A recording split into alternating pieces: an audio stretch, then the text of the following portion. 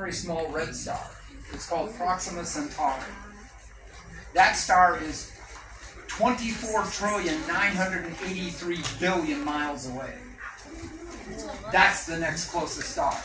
And if you and I could travel at the speed of a light beam, you kids, when you get home and you turn on your light in your room, does it take very long? No. No, it's like right there, right? If you could travel that fast, you could go around the Earth 7.5 times in 1 second. You could make it all the way to the moon in 1.2 seconds. You could make it all the way out to the dwarf planet Pluto in about 5.5 hours. You can make it, well, to get to the next closest star, though, you would have to travel as fast as the speed of light for 4 years and 3 months. And then you'd get to the next nearest star. But to get to our sun, it would only take 8 minutes and a few seconds. But, anyway, I'm glad we're 93 million miles from the sun. You know why? Because it's dark. Yeah. It's dark. What if we were closer? What if we were further away? We'll be cold. So, the place where the Earth is a very special place. Scientists call that place the Goldilocks zone. You guys know the story of Goldilocks, right? Yeah. Okay, so she goes to the three bears' house. She tries Papa Bear's porridge, but it's way too. Mama Bear's porridge is way too cold. But baby bear's porridge is. And as the Earth goes around the sun every year, we stay in that Goldilocks zone. Okay. So how long does the Earth take to go around the sun? 1 year. Which is 1 year. Okay. And that's how we keep track of how old we are, right? In fact, next Thursday I will have gone around the sun 69 times. So I will be how old? 69. That's how we keep track of it, right? As the Earth goes around the sun, it also is doing what? Spinning. Everybody say, I won't say spinning. Rotating. Rotating. Rotating is different than spinning. Spinning means it could go any speed at once, and we would fly off. Not good. Rotating means it always goes the same speed, and thereby we can have gravity, plus it gives us time. That's 24 hours to turn once completely around. And we get day and what? Night. You know what, though? For thousands of years, people thought the sun moved across the sky. Is that true? No. It stays in its spot. It stays there, and we turn, so it makes it look like it moves. Smart. But as we turn away from it, and it looks like the sun goes down past the edge of the Earth. But did it? No. We just turned away from it. Now the sky we would be looking at would be over here, and the sun's not there, is it? No. And then, towards the morning, we turn back towards it, and it looks like it rises up over the edge of the Earth. Yeah. But we're just turning to it and away from it. Okay? Now, please don't use the light. I can't see. I'm trying to find my daughter. Oh, okay. Great. All right. Now, something else is going on while all of that is happening. A lot of people don't think about this. I put a red thing at the top of the Earth there. That's the North Pole. Yeah, right here. Maybe it should be candy stripe. Yeah, I'm going to do that. Right? A lot of people think that the North Pole points straight up. It doesn't. It points at a special star back here we call the North Star. But to do that, it can't be straight up and down. It has to be Sideways. tilted. Everybody say tilted. Tilted. Watch what happens because the Earth is tilted. Right now, at this time of the year, we all live right there in Michigan. If you can't see it, trust me, that's where we live.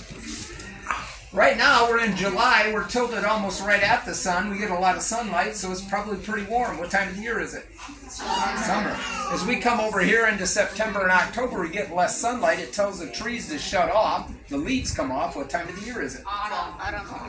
If we come over here, look, we're still tilted the same way, but Michigan is tilted away from the sun. It's really low in the sky. We don't get much sunlight. It's probably pretty cold. Winter. As we come over here, well, we start to get a little more sunlight, and the flowers come up. Spring. Then we're back to Summer. I showed you that because I wanted to show you something that most people don't think about. As the Earth rotates around in the summer, that's the sky we're looking at. In the autumn, that's the sky we're looking at. In the winter, that's the sky we're looking at. Okay? Boy, there's a lot more people trying to get in out there. There is some room right through here. You can come forward and scoot up to here. Come forward. Getting us fill in this space through here.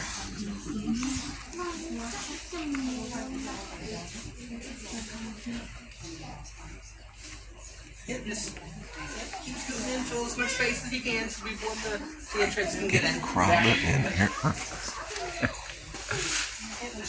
Okay. A lot of people ask me, how come I can't see Orion in the summer? Well, Orion is a winter constellation. You're not going to see it in the summer sky. It's over here. The same with a lot of the other constellations in the night sky. When we go around the sun, every season the sky changes because we're looking at a different part of the universe around the sun. So you're not going to see the same constellations all the time. And that's one way you can learn how to find your way around the sky, is to realize that those constellations change every season. Because as you are in the autumn, you're looking at that sky. In the spring, you're looking at this sky. You can't see the autumn constellations. While all that's going on, check this out, kids. The moon is going around the earth. It takes 28 days to do that. And as it does it, watch. Some of you can see a full moon, right? Some of you can't see the moon all lit up, right? It makes different shapes as it goes around the sun. Okay? And we're going to see what shape that moon is making tonight. Those shapes are called phases. Can you say that? Phases. Okay. If you're in the tunnel, you won't be able to see anything, so you'll have to move forward. Okay. Okay. Today, when you go home, what's going to happen is the earth will continue to turn, and what will happen is it'll look like the sun makes its way across the sky, and right around 9 o'clock or so tonight, it's going to look like the sun goes down. But did it? No, we just turned away from it, right? Then the nighttime sky will come up. Now, if we want to see the night sky here in the Star Lab, there are 3 things you must do. Number 1, you have to look up. Everybody look up. Number 2, make sure that you can see that red dot up there. That's going to help you find your way around the sky. Okay? And on the count of 3, you have to close your eyes, and you can't cheat. Because if you cheat, you'll just cheat yourselves. Okay? Here we go. 1, 2, 3. My eyes are closed. Yours should be too. The reason we're closing our eyes, you can say it after me. Say, when my eyes are used to the dark, When my eyes are used to the dark, then my eyes can see in the dark. then my eyes can see in the dark. When my eyes can see in the dark, When my eyes can see in the dark, that's called dark adapted. dark adapted. On the count of 3, you can look up. We'll have our sky set up for about, half an hour after the sun goes down. Here we go. 1, 2, 3. Look up. The great thing about Michigan in the summer, after the sun goes down, it's still not dark, is it? No. No, so that's great for us because we can go out and build a campfire and make what? S'mores. Yes. All right. But what you will notice tonight will be this. What is it? The moon. Now, if you live in a city anywhere, you have a problem. The problem is there's way too many lights that shine up into the sky, and this is about all you can see here in the metro area. Okay? However, if we took a journey out into the country, our sky would change a little bit.